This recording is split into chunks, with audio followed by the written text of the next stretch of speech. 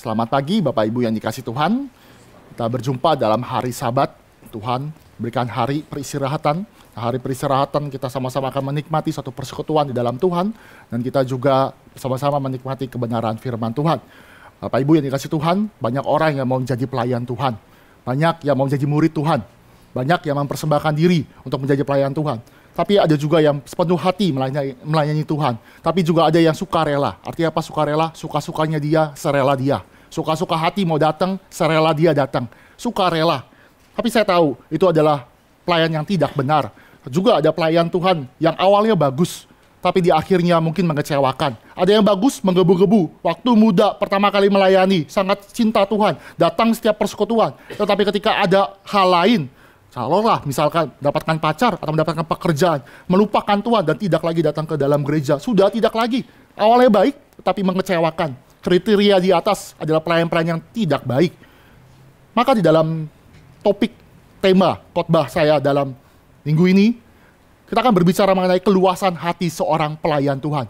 Menjadi pelayan Tuhan juga sulit. Tapi ditambah lagi satu kriteria, hati yang luas, yang memiliki hati yang luas. Dan kita akan belajar satu bagian firman Tuhan. Mari kita membuka dalam Yosua pasal 14. Kita akan belajar dari satu tokoh yang Tuhan izinkan dicatat supaya kita belajar sepanjang zaman, yaitu Kaleb.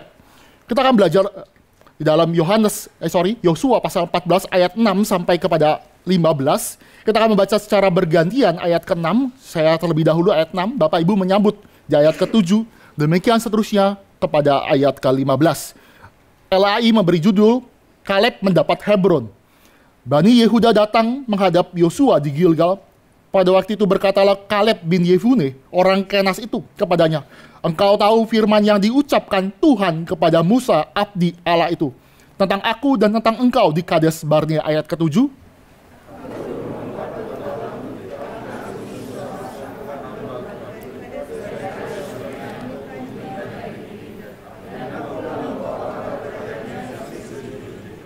Sedang saudara-saudaraku yang bersama-sama pergi ke sana dengan aku, membuat tawar hati bangsa itu. Aku tetap mengikuti Tuhan Allahku dengan sepenuh hati.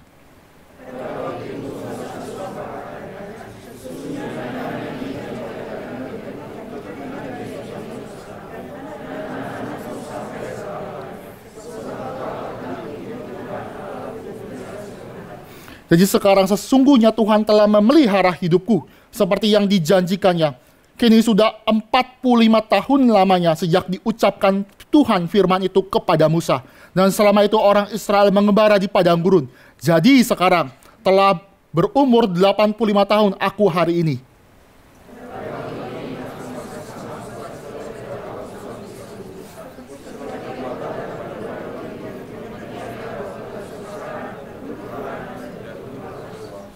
Oleh sebab itu berikanlah kepadaku pegunungan yang dijanjikan Tuhan pada waktu itu.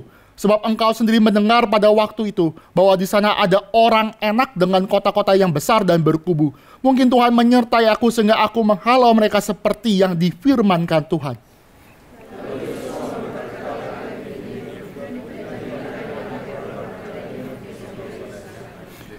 Itulah sebabnya Hebron menjadi milik pusaka Kaleb bin Yefune orang Kenas itu sampai sekarang. Karena ia tetap mengikuti Tuhan Allah Israel dengan sepenuh hati.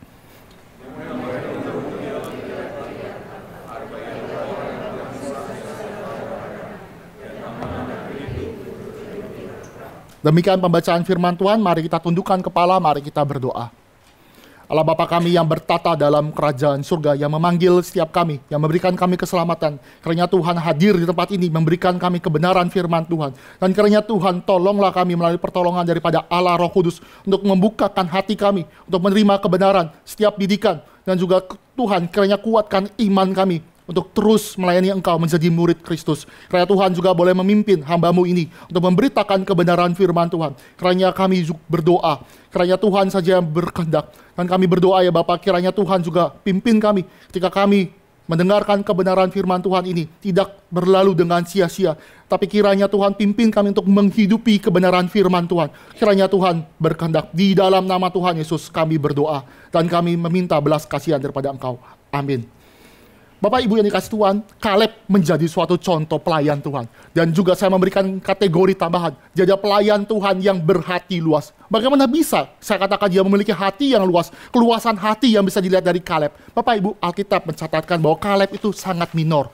Kaleb itu berbeda dengan Yosua. Yosua punya kitab sendiri, Kaleb tidak punya kitab sendiri. Kaleb cuma diceritakan dalam 2 kisah, kisah mata-mata dan kisah di sini. Begitu minor, tetapi dia punya potensi besar.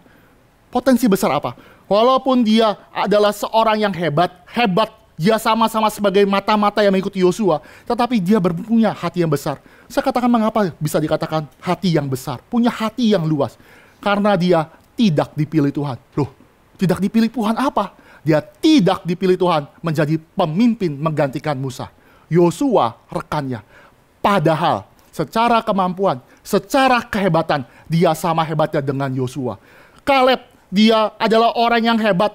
Dia punya kemampuan, dia punya kriteria yang sangat hebat. Bapak Ibu, kalau kita lihat ya di dalam bilangan Numbers 13 dan 14, itu menceritakan bagaimana ada 12 mata-mata yang disuruh oleh Musa. 12 itu kalau diperhatikan dengan saksama, kalau Bapak Ibu baca dengan saksama, 12 itu adalah orang pilihan. Itu adalah pemimpin dari masing-masing suku. 12 itu adalah masing-masing suku yang sangat hebat. Dan 2 di antara Kaleb dan juga Yosua. Mereka pergi 40 hari memata-matai kota. Kota berkubu, tanah Kanaan. Dia melihat, dia membawa ada anggur yang dibawa oleh 2 orang setandan. Begitu melimpah madu dan susunya. Tuhan memberkati tanah Kanaan. Tetapi 10 di antaranya memberikan kabar busuk. Nah, ini ada hoax, bumbu-bumbu dalam cerita itu ada dalam Alkitab. 10 orang itu kembali. Dia ceritanya gini, ada orang raksasa, itu betul. Tapi dia tambahkan fakta. Faktanya apa? Dia tambahkan bumbu-bumbu atau hoax. Tambah-tambahan berita bohong. Bahwa mereka yang besar itu ternyata kanibal. Alkitab tidak mencatatkan demikian. Mereka memang besar. Dia ada dalam kota-kota berkubu. Tetapi mereka tidak kanibal. Mereka berkata, itu orang besar. Kita tuh kecil. Bahkan Alkitab mengatakan kita ini seperti belalang. Penulis ada berkata ini mental belalang. Melihat yang besar, kita kecil, langsung. Kita ini belalang. Kita tidak mungkin mengalahkan. Tapi 2 orang ini, Kaleb dan Yosua, dia berkata apa adanya. Dia berkata kepada seluruh jemaat, kepada Israel, kepada Musa, kepada orang-orang di sana tua-tua, jangan takut. Kita akan mendapatkan tanah ini karena Tuhan menyertai. Jangan takut walaupun mereka besar, tapi kita semua punya Allah yang besar. Kalau misalkan orang-orang, 10 orang itu membandingkan orang-orang raksasa itu, ada raksasa, itu Goliat ya Bapak Ibu, Goliat satu aja lawan orang Israel pada zaman Saul, nggak ada yang berani, kecuali Daud. Ini Goliat, banyak sekali. Maka begitu ketakutan, tapi Yosua dan Kaleb membandingkan Goliat yang jelas suku enak yang gede-gede raksasa itu, dibandingkan dengan Allah, itu kecil. Allah kita adalah besar, maka dia berkata, jangan tawar hati, janganlah membelok kepada Tuhan. Maju, ambil kota berkubu itu. Dia meresikokan dirinya. Mengapa saya katakan demikian? 2 orang ini hampir dihukum mati, hampir dirajam. Tapi dia tetap setia, jangan engkau, dia sampai bersujud. Musa juga bersujud, jangan engkau melawan Tuhan. Tetapi kita tahu akhirnya, Tuhan marah. 40 hari mengintai, Tuhan hukum dengan 40 tahun dia berputar-putar. Lihat, secara kemampuan, kompetensi Kaleb hebat, tapi dia tidak dipilih Tuhan. Lihat ya, tidak dipilih Tuhan, tapi dia hebatnya adalah dia tetap melayani. Bukan hanya itu saja, Kaleb juga kalau dilihat ya, punya bibit, bebet, dan bobot bagus. Bapak Ibu kalau ya mencari pasangan ya, misalnya orang tua mencari pasangan kepada anaknya, pasti lihat bibit, bebet, dan bobot. Itu istilah apa? Istilah lihat track recordnya. Lihat backgroundnya, atau kita melihat pemilihan, nanti ada pemilihan gubernur, kita lihat track recordnya. Kita lihat bagaimana kemampuannya. Yosua, Kaleb, terutama Kaleb ya, itu punya track record yang bagus. Mengapa? Karena dia adalah suku Yehuda. Dia ada di suku Yehuda. Kenapa saya katakan suku Yehuda itu privilege? Alkitab mengatakan dalam 5 kitab Musa, ketika Musa berkata kepada Musa, Tuhan, kalau terjadi perang, siapakah yang harus maju berperang pertama kali? Yang paling pertama berperang adalah Yehuda. Lihat, privilege. Kalau misalkan, jadi Bapak Ibu kalau dia mengembara kan, bahasa Israel mengembara gitu, kan dia bikin, ini sekolah minggu kita bagus ya, ini kemah-kemah itu ada urutan. Tengah-tengah tuh pasti tabernakel, kemah Tuhan. ada suku-suku Lewi di sekeliling menurut suku-sukunya, menurut bapak-bapaknya. Tapi di pinggir-pinggirnya itu ada yang namanya suku-suku. Ada 3 suku di sini, di utara, 3 suku di selatan, 3 suku di barat dan timur. Dan Alkitab mengatakan kalau mereka berangkat, yang pertama kali mengepakkan kemahnya itu adalah suku Yehuda. Yehuda dipakai untuk jadi leader. Dia dipakai, Tuhan pakai itu leader. Bukan hanya itu saja. Bukan karena suku Yehuda. Kaleb tahu bahwa di dalam namanya berkat Israel kepada anak-anaknya Yakub, anak-anak Yakub yaitu sebanyak 12 suku itu, Yehuda mendapatkan janji tongkat kerajaan tidak akan pernah beranjak. Artinya apa? Tongkat kerajaan itu berbicara tentang pemerintahan. Artinya memang Yehuda sudah ditetapkan Tuhan menjadi pemimpin. Maka raja itu harus Raja Daud, raja yang dari keturunan daripada Yehuda. Yesus juga Yehuda. Kaleb, bibit bebet bobotnya, punya privilege, punya berkat dari Tuhan, punya potensi. Tetapi Bapak Ibu, dia punya kebesaran hati. Kenapa? Dia tidak dipilih Tuhan untuk menjadi pemimpin, tetapi dia tetap melayani Tuhan dengan sepenuh hati. Lihat ya, hebat ya. Kita ya kalau lihat ada rekan kerja kita ya, rekan kerja kita yang mungkin biasa-biasa saja. Terus dia dipilih jadi pemimpin, kita galau loh. Kok dia bisa ya? Jangan-jangan ada orang dalam, ordal, orang dalam. Jangan-jangan dia pakai apa gitu. Tapi Yosua, Kaleb, dia lihat Yosua, dia rekan sekerjanya, sama-sama mata-mata, sama-sama ikut setia. Tetapi dia tetap setia melayani Tuhan. Dia orang yang berbesar hati tetap. Padahal kalau dipikir-pikir, Kaleb punya potensi untuk memberontak. Lihat, ada pemberontakan yang dicatatkan dalam Alkitab. Ada orang yang marah-marah, ada pemberontakan yang ada saking marahnya tuh ditelan bumi, ya tuh keren banget. Kan azab tuh pertama kali tuh ada tuh, ngelawan tuh, perkemahannya diambil gitu. Tapi juga ada pemberontakan yang menurut saya keren juga ya, itu Miriam sama Harun. Memberontak kepada Musa. Bapak Ibu pikir ya, Miriam, Harun, Musa. Yang lebih tua yang mana? Miriam. Harun itu abangnya. Musa adiknya.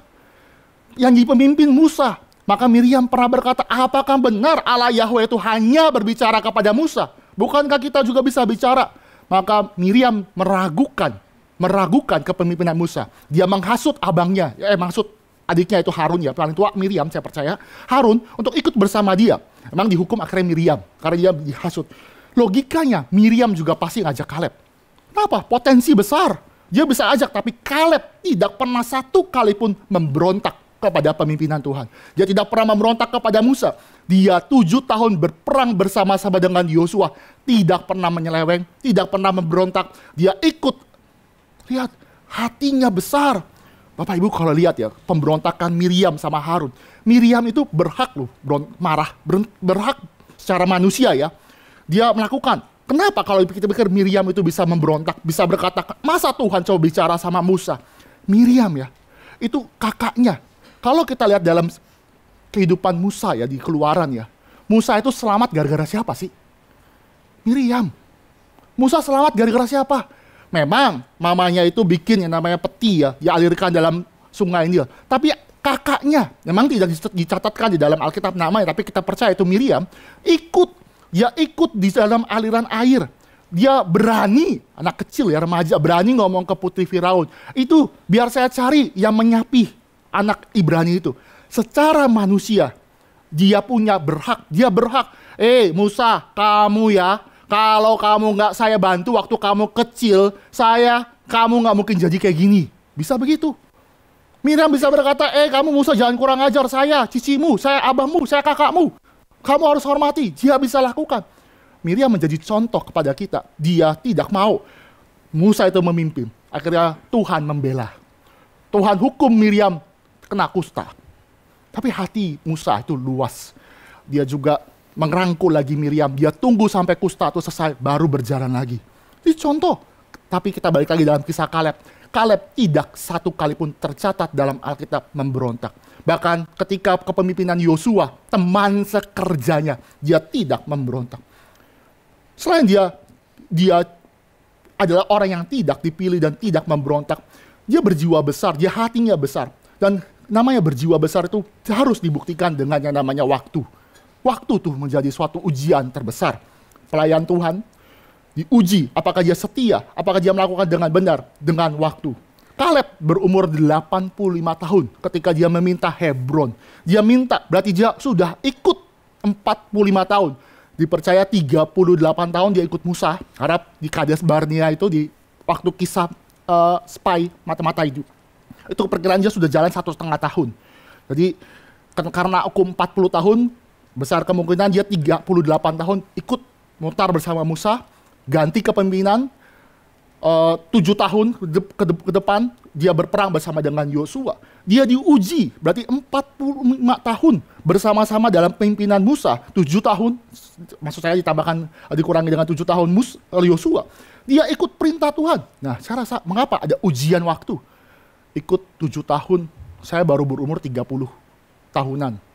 40 tahun ikut Tuhan, ikut orang lain. Kita mungkin bisa berkata, masa Tuhan cuma bisa bicara kepada orang itu? Kita bisa berkata, masa saya 45 tahun gitu-gitu aja? Bapak Ibu, ujian terbesar manusia itu waktu. Kenapa?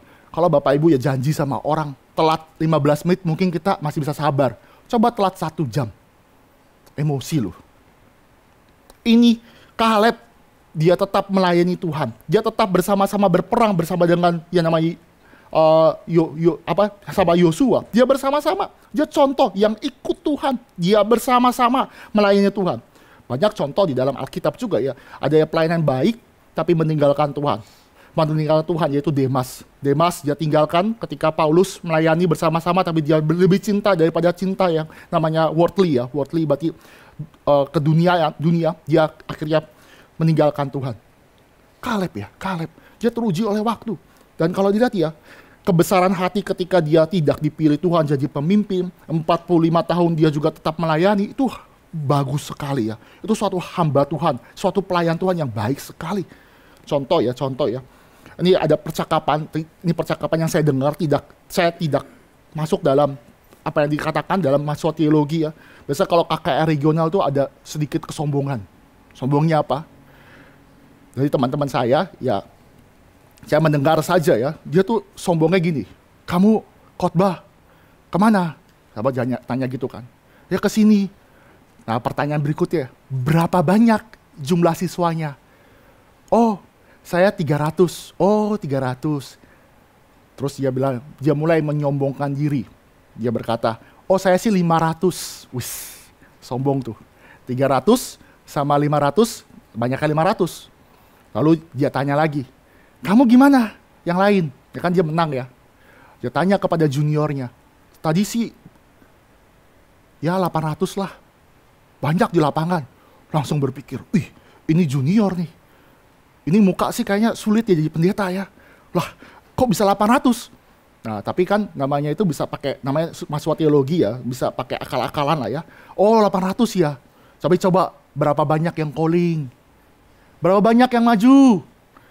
Oh sedikit bang, cuma 300. Wah cuma 300. Saya semuanya maju, 500. Semuanya datang, semua percaya, 90% tuh calling. Tapi kalau ada orang yang mau sombongkan, bisa aja menyombongkan diri ya. Hatinya sempit bisa berkata, ya maju calling, nggak penting. Kan namanya anak kecil kalau satu datang maju, semua maju, betul ya? Satu maju, keroyokan semua maju. Ikut-ikutan maju. Yang penting tuh adalah lihat. Yang maju ke depan tuh air matanya mengalir gak? Kalau ada air mata mengalir, itu berarti dia sungguh-sungguh bertobat. Percuma maju. Lihat ya, ada yang lebih junior, kita cari-cari kesalahan. Kita nggak suka, kenapa Tuhan pakai lebih banyak. Lalu, mungkin bisa, sombongan rohani bisa jadi ya. Hati yang sempit tuh bisa juga ya. Ya ada juga yang sombong juga ya. Kalau Bapak Ibu pelayanan KKR di Ambon ya, itu ada kampung yang Islam, kampung yang Kristen karena tragedi perang itu ya, perang saudara lah, perang saudara. Kan intinya sudah selesai, ada di mana-mana ada yang terpaksa harus stay di daerah-daerah yang bukan agamanya. Taruhlah Kristen di agama Islam. Lalu kan karena dia keterbatasan biaya, dia nggak bisa pindah ke kampung Kristen, maka dia terpaksa di sekolah negeri yang mayoritas adalah, hampir semuanya adalah orang Islam. Teman saya bisa juga nyombongin, sombongnya gimana? Saya pergi ke daerah situ, cuma satu, tapi satu ini bisa jadi berkat. Bayangkan cuma satu loh, berarti itu orang pilihan Tuhan, bisa kan? Tapi saya rasa, kalau pelayanan Tuhan seperti ini, hancur. hati yang tidak luas, hancur. Kita balik lagi dalam Kaleb. Kaleb punya potensi, Kaleb punya track record, Kaleb punya segala sesuatu, tapi dia lihat Yosua, bahwa Yosua juga dipimpin Tuhan. Maka dia tidak melakukan pemberontakan, dia ikut Tuhan. Dan apa yang kita bisa pelajari dengan Kaleb itu, yaitu mengapa dia bisa lakukan itu? Karena dia punya hati yang mengikuti Tuhan dengan sepenuh hati. Bapak Ibu, kalau kita lihat di ayat ke-8, 9, saya bacakan bagi kita semua. Dia punya hati yang benar, hati yang genap, dan juga dia mengikuti Tuhan. Saya bacakan ayat ke-8. Sedang saudara-saudaraku yang bersama-sama pergi ke sana dengan aku membuat tawar hati bangsa itu. Aku tetap mengikut Tuhan Allahku dengan sepenuh hati. Kalimat ini diulang kembali kepada ayat 9. Pada waktu itu Musa bersumpah katanya, sesungguhnya tanah yang diinjak oleh kakimu itu akan menjadi milik pusakamu dan anak-anakmu sampai selama-lamanya. Lihat, sebab engkau tetap mengikut Tuhan Allahku dengan segenap hati, dengan sepenuh hati. Dan kata-kata ini pun juga diulang kembali di ayat 14. Itulah sebabnya Hebron menjadi milik pusaka Kaleb bin Yefune orang Kenas itu. Sampai sekarang ini karena ia tetap mengikut Tuhan Allah Israel dengan sepenuh hati. Lihat, dia ikut Tuhan sepenuh hati dengan segenap hati. Dia ikut Tuhan dengan segenap hati. Oke Pak Peter, memang pelayan Tuhan harus juga memberikan kepada orang yang mungkin Tuhan pakai untuk memimpin. Oke, saya tahu kita harus berbesar hati. Dia Tuhan pakai dia menjadi pemimpin. Saya harus yang namanya sadar dipimpin. Tapi lihat, Kaleb itu mengikut Tuhan dengan segenap, dengan sepenuh hati. Banyak pelayan Tuhan yang lihat pelayanan orang lain lebih bagus. Ya udah, kita terpaksa ikut dia karena dia jadi pemimpin. Bukan hanya terpaksa, mungkin kita seenak-enaknya, tidak segenap hati, tidak seluruh hati, sepenuh hati melayani dengan benar. Asal-asalan. Tapi Kaleb, ketika dia berperang bersama Yosua, temannya, rekan dia, sama-sama hebat. Dia sadar dia tidak dipilih Tuhan. Dia tidak kecewa kepada Tuhan. Dia tetap mengikut Tuhan dengan sepenuh hati. Wah, sulit loh. Dengan sepenuh hati. Dia benar-benar memberikan yang terbaik. Bapak Ibu kalau baca Alkitab ya, kita sedikit ya, baca Alkitab itu, kita sadar kalau membaca Alkitab itu lihat pengulangan demi pengulangan. 3 kali dikatakan kalimat ini diulang, mengikut Tuhan dengan sepenuh hati. 3 kali, berarti itu penting. Mengapa saya katakan penting? Salah satu contoh ya Bapak Ibu, di dalam yang namanya perjanjian lama itu namanya oral tradition, jadi percakapan oral. Tapi Alkitab juga mengatakan kepada Musa, kepada Yosua harus mencatatkan ke dalam buku, dalam tulisan.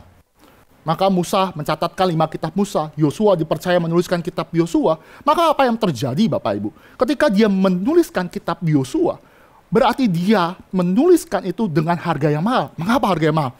Zaman itu ya, kertas itu mahal. Belum ada kertas Bapak Ibu. Berarti dia tulis di batu mungkin, atau di perkamen, kita nggak tahu teknologi apa. Bayangkan, kalau dia tulis kalimat berulang, mahal nggak? Mahal. Tintanya gimana? Cara nulis pun juga bukan cara nulis sekarang. Saya ngajarin anak saya nulis, istri saya juga bantu ajar nulis. Ya, kita bisa tulis kenapa? Karena pennya tuh kan, ya pena, pensil tuh kan ramping, ergonomis. Zaman itu gimana tulisnya? Orang yang bisa nulis pun belum tentu bagus. Belum tentu pintar. Karena nulis pada zaman perjanjian lama dan perjanjian baru, itu butuh skill. Itu butuh keterampilan. Zaman itu semuanya buta huruf. Zaman itu semuanya sulit sekali bisa belajar, namanya membaca. Mereka oral tradition. Maka kalau membaca Alkitab, terutama dalam Alkitab perjanjian lama, perjanjian baru, kita baca dengan sesungguh. Kalau diulang berkali-kali, maka itu penting. Penting sekali. Memang zaman sekarang tuh gampang sih. Kalimat berulang tuh gampang, tinggal copy paste. Nggak ada meaningnya. Zaman itu ya, penuh perjuangan. Kalau kita salah ketik pun di WhatsApp tinggal delete, betul ya? Tinggal delete gitu. Delete kalau salah tulis tinggal edit bisa kan ya. Zaman sekarang begitu murah. Tapi kalau kita membaca firman Tuhan, ada pengulangan. Berarti memang ditekankan dan itu pembelajaran bagi kita semua. Kaleb menjadi contoh, dia mengikut Tuhan dengan segenap hati, dengan segenap hati. Mengikut Tuhan dengan sepenuh hati sulit Bapak Ibu. Sulit. Memang ada anugerah Tuhan. Memang ada anugerah Tuhan. Sebagai contoh ya, ada seorang murid Yesus yang mau ikut Yesus, Petrus. Dia berkata, kemanapun engkau pergi, aku akan pergi. Jadi Yesus tuh udah berkata kepada murid-muridnya, engkau akan digoncangkan imannya. Kenapa? Karena saya akan dibawa masuk ke dalam mahkamah dan akhirnya disalibkan. Tapi Petrus yang impulsif, dia hatinya murni, hati murni. Dia berkata, Guru, kemanapun engkau pergi, aku akan mengikuti engkau. Terjadilah peristiwa penangkapan, murid-murid kabur, tapi Petrus masih ikut loh. Dia ikut sampai ke pelataran di daerah itu, sampai akhirnya ada hamba perempuan. Hamba pada zaman itu tidak ada kesaksian, tidak ada harga dalam kesaksian. Udah hamba perempuan lagi. Hamba perempuan. Pada zaman itu perempuan tidak diakui kesaksiannya. Memang budaya patriarkal. Dan lebih lagi, hamba perempuan itu hanya berbicara lembut kepada Petrus. Wah, Alkitab ya. Bicara, kamu kan satu rombongan sama yang disalib. Jawaban Petrus, dia berkata dengan suara keras, dengan enggak. Saya bukan bagian. Lihat ya, kalau orang yang kayak gini kan takut ya. Kalau orang ngomong lembut, biasa aja dong, jangan marah-marah gitu kan. Dia langsung marah Petrus. Terus hamba perempuan itu ikutin terus. Wah, nyebelin emangnya. Ikutin terus. Tentu dari logat kamu tuh. Logat kamu orang-orang Galilea. Kamu sama dia. Langsung dia marah. Dia marah. Saya tidak pernah kenal. Diikuti benar-benar. Dia ajak ini benar. Sampai dia bersumpah bahkan mengutuki Yesus. Gila. Petrus mengikut Tuhan dengan segenap, dengan seluruh hati. Memang perlu anugerah. Kaleb menjadi contoh bagi kita. Kaleb menjadi contoh, kontras. Dia melakukan dengan benar. Memang Kaleb Tuhan anugerahkan. Dia umur panjang 45 tahun, itu adalah anugerah. Bahkan Kaleb pun berkata, Tuhan memberikan 45 tahun umur panjang. Itu adalah anugerah daripada Tuhan. Tuhan sudah menyertai, maka dia bisa setia. Dia bisa mendapatkan yang namanya penyertaan Tuhan. Itu benar anugerah, sehingga dia bisa yang namanya berperang lagi. Sulit sekali, sulit. Dan Kaleb tuh menjadi contoh juga ya. Contoh bagaimana ya. Kalau dilihat di dalam, Bapak Ibu kalau baca di rumah ya, saya tidak bisa membaca semuanya. Kaleb tuh jadi contoh bahwa dia adalah yang taat sampai selesai. Kenapa? Karena, jadi ini ada pemikiran, jadi Yosua itu memang ketika perang, dia menghancurkan kota-kota, raja-raja sudah dihancurkan. Tetapi ketika proses penghancuran itu terjadi, kadang-kadang ada penduduk yang kabur. Ada suku-suku yang harusnya dibasmi, suku Kanaan, suku yang lain, itu kabur. Maka apa yang diperintahkan oleh firman Tuhan, kamu suku-suku yang sudah dapat tanah, halaulah mereka, duduki. Duduki artinya musnahkan mereka semua, supaya tidak ada dosa di dalam tercemar, tidak boleh mempengaruhi penyembahan yang benar. Hanya suku Yehuda, Hebron, si Kaleb, yang melakukan dengan benar. Yang lainnya enggak. Dia enggak, kenapa? Mungkin saya percaya udah capek perang lah, udah dapat tanah, terimalah hasil namanya susu dan madu. Sudahlah capek berperang.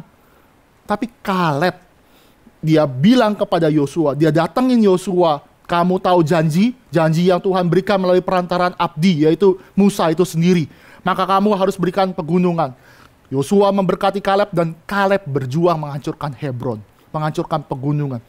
Dia adalah orang yang kita katakannya sepenuh hati, dia selesaikan sampai tuntas perintah Tuhan. Dan orang seperti ini tentu punya pengenalan kebenaran firman Tuhan yang baik. Orang yang bisa ngomong begini adalah orang yang bisa mengklaim janji karena dia ingat janji, dia ingat janji. Mari kita lihat di dalam Numbers ya, Number bilangan 14 ayat 24 ya. Bilangan 14. Kita lihat bilangan 14 ayat 24. Kita akan coba membaca bersama-sama ya. Bilangan 14 ayat 24. Kita membaca 1, 2, 3. Tetapi hambaku Kaleb, karena lain jiwa yang ada padanya, dan ia mengikuti aku dengan sepenuhnya, akan kubawa masuk ke negeri yang telah dimasukinya itu, dan keturunannya akan memilikinya. Bapak Ibu, Kaleb ingat janji ini. Dia klaim janji ini. Dia klaim janji ini. Bahwa Tuhan akan memberikan pegunungan. Tuhan akan berikan tanah. Ini hal yang menarik ya sebenarnya. Kadang-kadang kita lupa janji Tuhan loh. Tuhan memberikan janji, dia akan menyertai kita ketika mengabarkan Injil. Kadang-kadang kita lupa janji. Kita lupa janji Tuhan dan kita tidak pernah klaim. Kaleb ingat janji dan berani klaim janji Tuhan. Tuhan pernah berjanji akan berikan pegunungan dan dia klaim. Nah kalau zaman sekarang tuh bukan hanya lupa, tapi nambah-nambahin janji. Tuhan nggak pernah janji, tapi diklaim. Ngerti ya? Tuhan kan janji kalau saya ikut kamu ya, kaya dong ya. Tuhan nggak pernah janji, kok kita klaim? Kalau ikut Tuhan, nggak mungkin yang namanya kesakitan itu terjadi. Loh, itu kan nggak pernah Tuhan janjikan, tapi kita klaim. Kenapa? Karena nggak baca firman Tuhan. Nggak pernah baca firman Tuhan. Kaleb baca firman Tuhan, dia ingat janji dan dia berani klaim. Ini kalau Yosua itu kan bisa dipakai untuk prosperity gospel ya Bapak Ibu. Injil kemakmuran.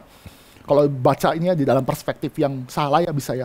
Kan di dalam janji dalam Yosua pasal pertama dikatakan bahwa tanah yang kamu injak. Wah ini keren ya. Tanah yang kamu injak akan menjadi milikmu. Wah itu kan keren ya. Keren loh. Bapak Ibu injaklah Meikarta ya. Semua jadi milik kita. Kan keren ya. Pergilah Bapak Ibu. Injak satu-satu. Wah itu klaim. Keren. Tapi Tuhan nggak pernah janji itu. Tuhan janji hanya spesifik kepada Yosua karena tanah perjanjian. Kita nggak bisa diaplikasikan dalam gereja masa kini. Kamu orang-orang Kristen, jadilah seperti Joshua. Taklukkan itu, injak, maka itu jadi milik. Enggak, Tuhan nggak pernah janji, tapi kita sering klaim. Tapi janji yang Tuhan, yaitu janji penyertaan di dalam pengabaran Injil, kita nggak pernah klaim. Gary sekarang sedang mempersiapkan Vikaris Jeko, sama Vikaris Daniel di pusat, dia sedang mempersiapkan. Hari ini Pak Alex juga, Bu Yeni sedang pergi ke Purwokerto, dia pergi malam-malam sekitar jam 7, setengah 8, dia naik mobil bersama-sama mempersiapkan untuk KKR. Sedang kita mempersiapkan, itu menjadi kesempatan bagi kita untuk melayani ya, bagi kita yang mau melayani dalam KKR regional. Dan saya percaya Allah Roh Kudus juga pasti memimpin persiapan dalam KKR regional, bisa bertemu dengan orang-orang yang lain, orang-orang yang beda, orang-orang yang Tuhan persiapkan. Mengapa? Karena Tuhan akan menyertai dalam pengabaran firman Tuhan. Balik lagi dalam hal ini, kita belajar lagi tentang Kaleb ya. Kaleb, dia 45 tahun, dia setia, dia bersama-sama dengan generasi pertama yang tidak taat, dia tetap taat, dia masuk ke dalam generasi kedua, dia juga tetap taat, dia ikut bersama-sama dengan yang namanya Yosua. Dia sabar menunggu 45 tahun dan akhirnya mengklaim janji Tuhan. Dia klaim janji Tuhan. Dia 85 tahun. Dan kalau kita balik lagi ke dalam Bilangan 14 ayat 24 ya. Dikatakan hambaku Kaleb. 24 ya Bapak Ibu. Tetapi hambaku Kaleb karena lain jiwa yang ada padanya. Ini menarik ya. Alkitab katakan lain jiwanya, bukan jiwa lain. Atau kita kenal zaman sekarang itu agak lain ya orang. Bapak Ibu tahu ya istilah itu ya. Kalau agak lain kan kita punya pilihan A, B, C. Tiba-tiba milih yang Z. Wih, agak lain nih orang. Bisa beda. Kok bisa kepikiran ya? Kita juga bingung. Ya agak lain ini adalah orang kayak gini kan cenderung negatif ya. Kaleb itu nggak negatif ya Bapak Ibu. Jadi baca ini jangan bilang, ih Kaleb orang lain nih. Agak lain. Enggak, dia kenapa lain? Karena di bangsanya dia, satu generasi, ya kecuali Yosua ya, dia tetap ikut Tuhan dengan sepenuh hati. Susah loh, susah. Baru kita minggu lalu teman-teman guru sekolah minggu, dekor ya, Senin, Selasa, Rabu, Kamis, Jumat, acara dekor, habis pulang kerja ke sini. Kalau orang lain lihat ya, ini kayaknya gereja reform ya, guru sekolah minggunya agak lain. Ngapain datang-datang ke gereja? Setiap hari ke gereja untuk dekor. Untuk anak-anak sekolah minggu yang nggak dikenal lagi. Pelasis, teman-teman yang kita nggak tahu. Tapi Tuhan, mengikut Tuhan dengan sepenuh hati. Agak lain, bukan dengan konsep yang negatif. Tapi kenapa kita lain? Karena kita ikut Tuhan dengan sepenuh hati. Teman-teman remaja, teman-teman pemuda ya. Kadang-kadang kita juga harus mengalami gitu ya. Kita dicemooh, kamu ke gereja terus, lain kamu. Ya memang, mengapa? Karena kita mengikut Tuhan dengan sepenuh hati. Ya zaman dimana Sweet 17 ya, Sweet 17 ada, saya satu kelas tuh paralel 6, Sweet 17 tuh banyak. Sweet 17 ya sukacita ya. Bayangkan kalau ada di dalam sukacita itu ada yang sebelum pesta itu ada firman Tuhan. Pasti bilang, nih lagi Sweet 17 kok ada firman Tuhan. Beda ini. Nggak klien. Kita mungkin dicemooh. Tapi bukankah dengan kita mengikuti Tuhan, orang dunia akan melihat kita berbeda. Mengapa? Karena kita bukan berasal di sini. Kita bukan berasal di sini. Kita bukan berasal dan kita memang beda secara positif. Karena kita bukan di bagian sini. Teman-teman mahasiswa, ketika setia, nggak nyontek, skripsi nggak beli, skripsi benar-benar bagus, tidak titip absen. Ih, orang aneh, orang suci, agak klien. Ya memang, karena kenapa? Karena hati orang-orang yang sudah ditangkap oleh kebenaran firman Tuhan akan mengikut Tuhan dengan sepenuh hati. Lihat, Kaleb jadi contoh. Dia lain jiwa, bukan kelainan jiwa ya, beda. Dia lain jiwa karena dia ikut Tuhan dengan sepenuh hati. Saya menantang Bapak Ibu semua ya, melihat contoh ya. Dia hatinya luas. Kenapa? Karena dia ikut Tuhan dengan sepenuh hati. Dia ikut dengan baik.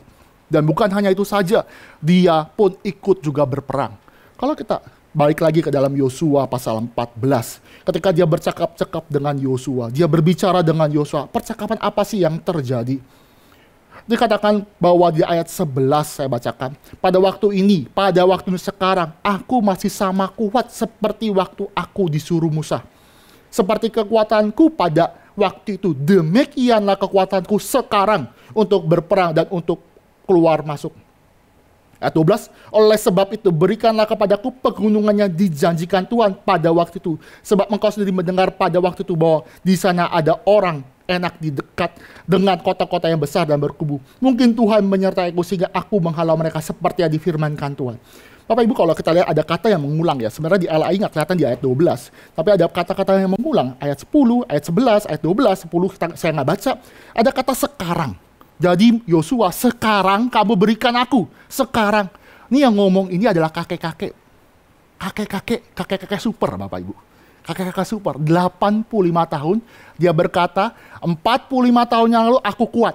Sekarang aku kuat. Hebat ya.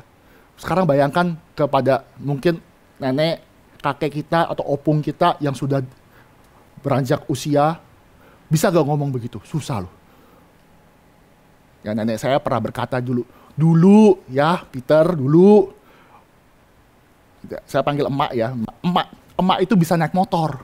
Sekarang nggak bisa. Lihat ya. Dulu bisa yang namanya hitung matematika. Sekarang lupa. Dulu saya bisa hitung-hitungan, saya jago bisnis. Tapi sekarang lupa. Kaleb, dia secara fisik, dia berkata kepada Yosua, sama seperti aku waktu dulu, sekarang aku masih kuat. Lihat ya, dia tahu penyertaan kekuatan dia ada daripada Tuhan. Alkitab mengatakan juga kalau kita lihat dalam Paulus ya, memang kita secara usia, kemampuan umur, pasti jasmania akan menurun. Tapi orang yang diberkati Tuhan, yang terus ikut Tuhan, secara spiritual akan terus bertambah. Lihat ya. Lihat tuh, bertambah. Artinya apa? Semakin kuat. Walaupun aku lemah, tetapi semakin lama semakin berkuasa. Ya kita lihat pendeta Dr. Stephen Tong ya. Saya lihat di dalam setiap kali KKR, waktu saya tersentuh waktu Revo 500 di Legionnaire Ministry ya. RC Sproul punya kan pendeta Dr. Stephen Tong tuh diundang ya. Ketika dia diundang, dia menceritakan kebenaran firman Tuhan. I am not ashamed mengenai gospel, mengenai dari Roma. Dia tidak malu memberitakan Injil ya.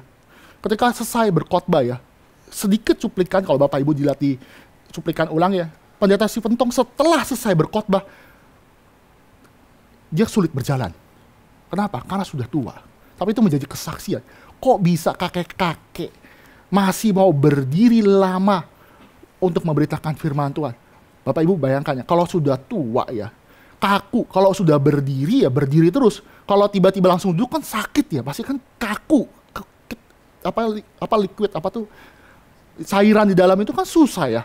Tapi pendeta Dr. Stephen Tong melakukan demikian. Saya rasa memang secara fisik melemah. Tetapi secara kerohanian itu memberikan berkat bagi kita semua. Memberikan berkat bagi kita semua. Menyadari bahwa itu adalah anugerah. Maka Bapak Ibu, jangan remehkan orang-orang tua, anak-anak muda, jangan remehkan, papa dulu nggak bisa begini, sekarang saya udah bisa, papa udah nggak bisa lagi. Tapi lihat, kerohaniannya semakin lama semakin meningkat. Semakin lihat kepekaan itu kita harus pelajari. Itu yang terjadi. Jadi Bapak Ibu, kita harus belajar dari Kaleb. Bagaimana dia secara fisik, dia kenapa tetap begitu? Karena Allah lah yang menyertai. Itu yang terjadi. Itu yang terjadi Bapak Ibu. Lalu apalagi yang kita bisa pelajari di dalam bagian hal ini? Mengapa dia bisa lakukan ini? Mengapa dia bisa mendapatkan belajar demikian? Karena dia ikut Tuhan dengan sepenuh hati. Dia mengikut Tuhan. Dia tetap setia melayani Tuhan. Dan lebih lagi, mengapa? Mengapa? Karena dia memandang kepada kebenaran firman Tuhan. Dia pandang kepada Yesus Kristus. Dia pandang kepada Yesus Kristus. Pemimpin daripada pemimpin bukanlah Yosua. Pemimpin dari pemimpin bukanlah hamba-hamba Tuhan. Tapi pemimpin sejati adalah Yesus Kristus. Contoh lain ya, sebenarnya di dalam perjanjian baru, itu ada contoh juga bagaimana ada pelayan Tuhan yang punya hati yang luas. Vikaris Grace sempat mention di dalam minggu lalu khotbah. Itu ada dua orang bernama Barnabas dan Paulus. Bapak Ibu tahu ya, Barnabas dan Paulus itu giant. Tapi giantnya dalam versi berbeda. Tapi saya akan melihat dalam konteks Barnabas. Barnabas itu adalah arti katanya anak penghiburan. Menghibur, dia menghibur. Kenapa dia menghibur? Dia pernah menghibur Paulus.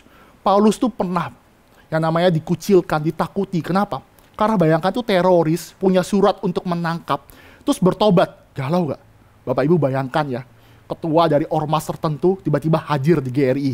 Wih galau tuh. Pasti bilang, Pak Palti maju, Pak Palti maju, maju. Pengembalaan maju, maju, maju. Kan harus begitu. Mungkin bisa berkata, enggak lah, hamba Tuhan lah. Berat loh. Tapi Barnabas, dia penghiburan. Dia datang samperin Paulus, mantan teroris, mantan punya surat kuasa untuk ambil orang-orang Kristen. Dia menghibur Paulus dan ajak masuk ke dalam komunitas orang Kristen. Lihat ya, bawa masuk. Dan ternyata di dalam, kita lihat ya, Barnabas sama Paulus, pelayanannya secara popularitas, lebih populer mana? Paulus. Paulus suratnya banyak, Paulus bisa dirikan gereja, Barnabas kecil. Tapi Tuhan panggil berbeda. Barnabas anak penghiburan, dia menghibur Paulus dan dia sama-sama melayani dalam pengabaran Injil pelayanan pertama. Tapi ada konflik yang Tuhan izinkan dicatatkan dalam Alkitab. Kok konflik ada dalam Alkitab? Supaya kita belajar. Memang dalam pelayanan Tuhan ada belajar perselisihan dan Tuhan izinkan terjadi. Jadi bayangkan Barnabas sama Paulus berantem gara-gara satu orang. Bapak Ibu tahu siapa? Markus.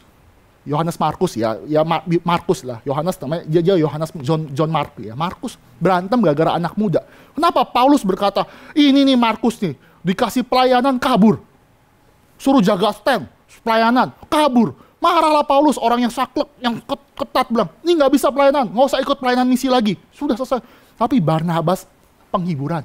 Dia menghibur, udah Paulus, udah biar dia ikut juga, tapi dia bersih, nggak bisa, Tuhan nggak bisa pakai Markus ini, dia nggak boleh ikut, bersisi besar.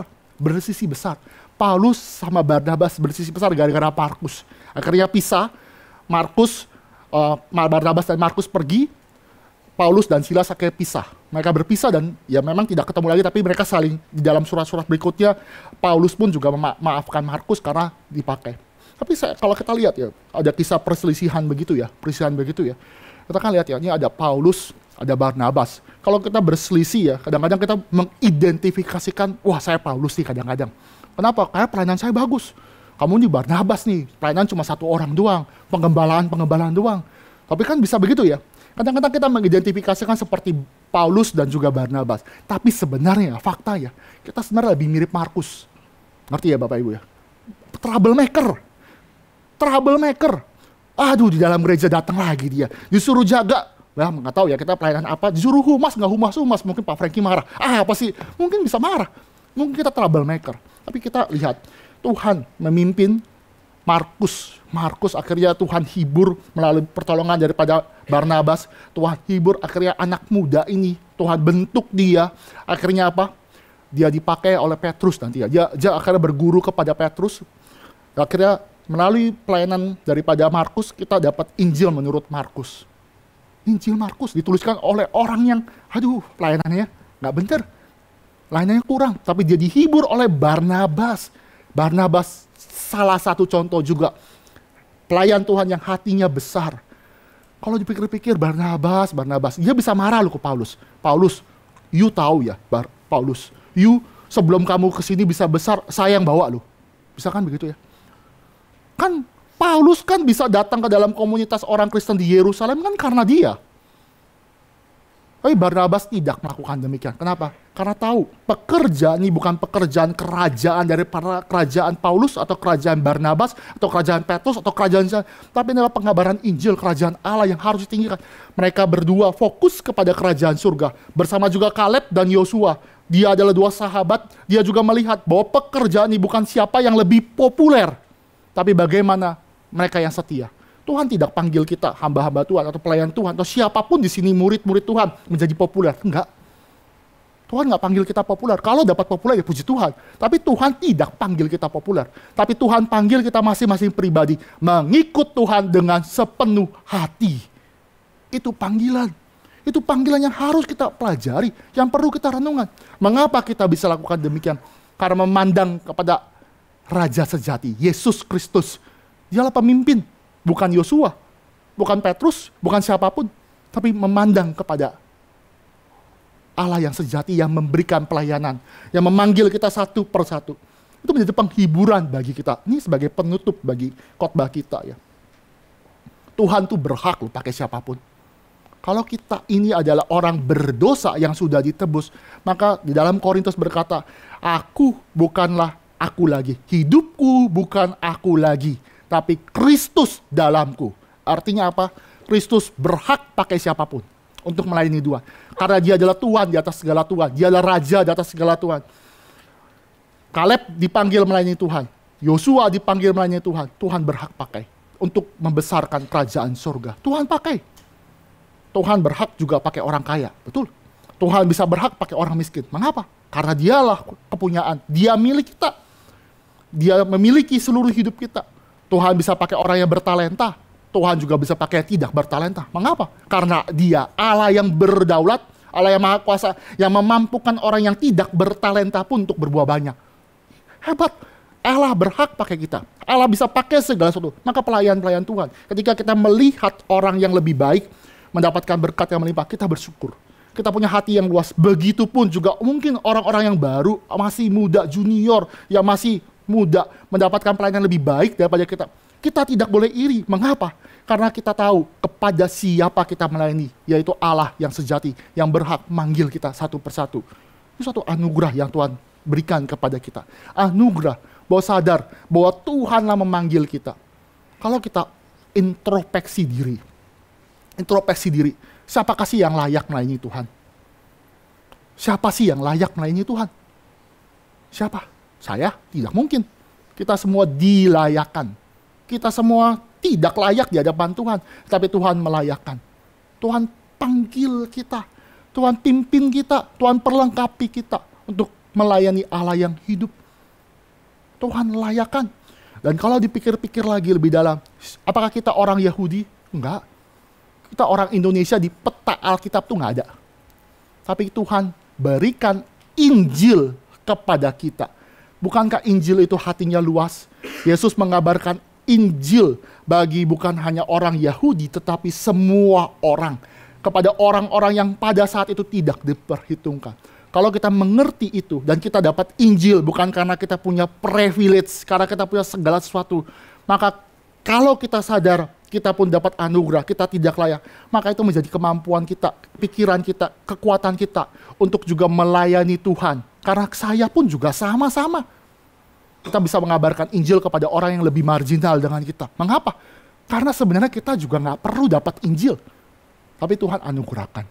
Tuhan berikan anugerah pelayanan. Maka kalau kita mengerti lebih dalam, maka kita akan sadar diri kita adalah manusia berdosa dan yang dilayakkan. Maka kita akan memproses kita sebagai murid, sebagai pelayan Tuhan yang memiliki hati yang luas melayani Tuhan, memuliakan nama Tuhan. Karena kepada Dialah kita menyembah.